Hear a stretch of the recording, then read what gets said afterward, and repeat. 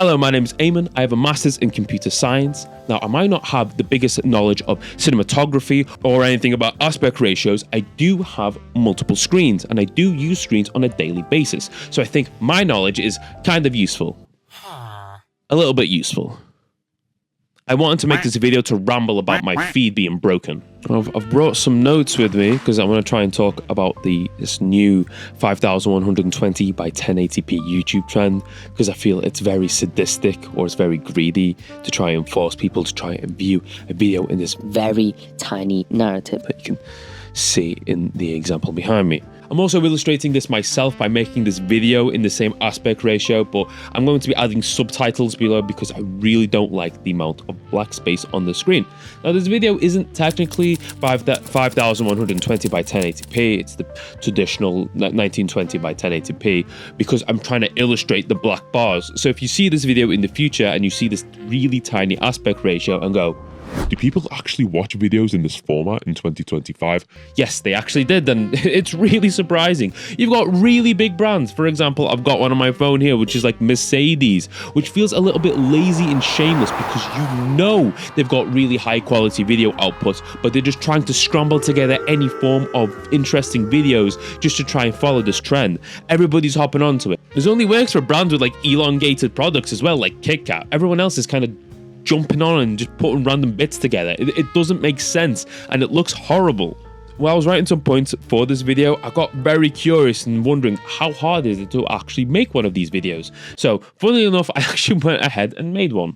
Looking at traditional video footage though, a lot of it isn't actually suited for this wide aspect ratio, because why would it? It's really stupid. And so instead, I dumped the SD card from my recent trip around Europe and used my Python programming language to try and locate various bits of footage. I looked at footage that was 10% halfway through and the 90% portion of the video, and look for high contrasting visuals, anything with loads of different colors on the screen, which will hopefully indicate loads of motion and potentially really good footage. I picked 10 and 90% and halfway through because I realized in the beginning and the end of every video that I'm recording, I'm kind of fumbling or moving around too much.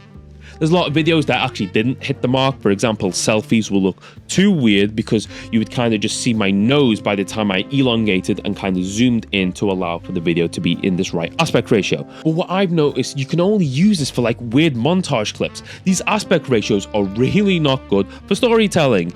One of the strangest things is, I'll put this on the screen below or up top or whatever there's space, but there's actually somebody that was trying to deliver recent tech news well in this format. Now, I did stick around to watch it to see how he was able to kind of illustrate the points on the screen, but it was really hard to follow.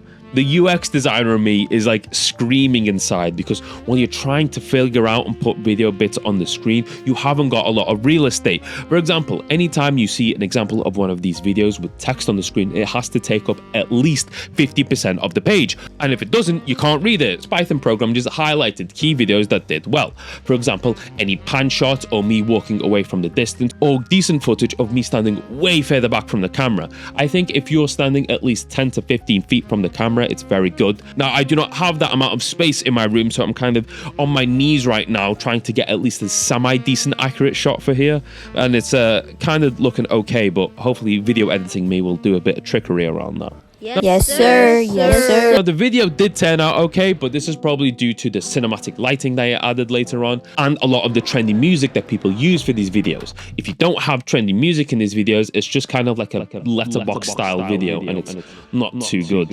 And it made me kind of wonder about the history of aspect ratios. When did we sit on this 19 by 10 aspect ratio?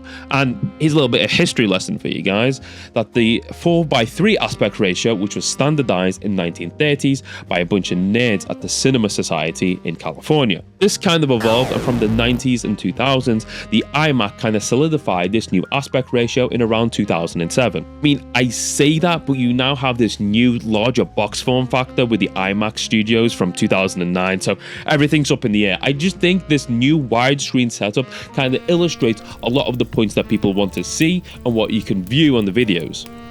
I think the widescreen aspect ratio lets you tell a better story than any of these weird formats. Now, this trend does pose some interesting concepts, but looking back at it in a couple months, you might just go, this is a random fad that no one cares about.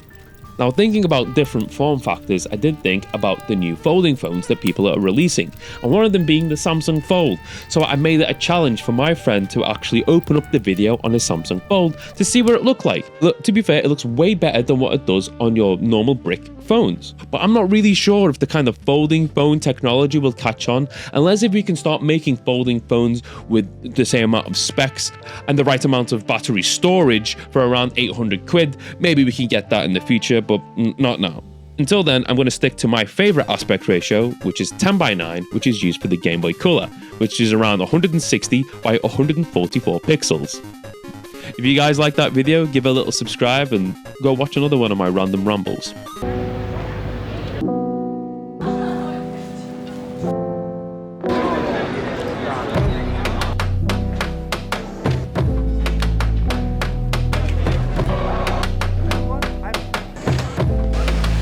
You're in my bubble, feels like you're in my personal space right now.